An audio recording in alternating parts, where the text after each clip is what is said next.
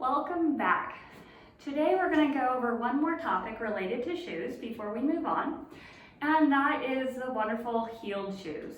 So this can be high heels for women, even boots for men or women, or just even regular dress shoes. They add a heel to us.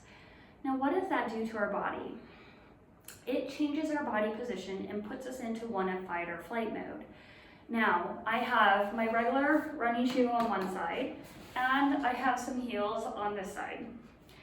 If I want you to watch me, I'm going to stand up, so I'll be a little bit out of frame, but I want you to watch my torso. So if I'm standing just on my regular position, my chest is down, my ribs are down, my belly's out a little bit, I have a gentle curvature in my upper back and my lower back. Now, I had to bend this knee because you can see I'm on heels on that side. But now if I turn over, I'm going to go up on my heel.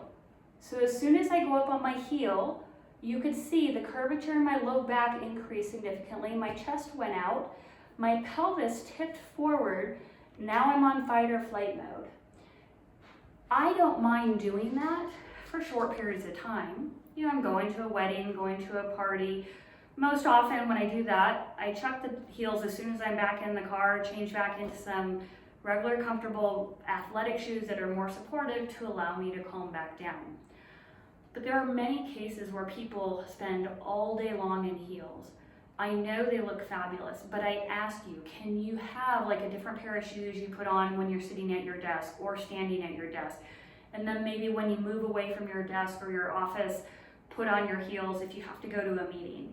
The reason I say this is because we need to calm ourselves down as much as possible. When I'm on my heels, so if you think about it, your heel is lifted up. The body weight shoves even more forward to just the ball of your foot where you have weight, your body weight going to the ball of your foot. This is for men and women.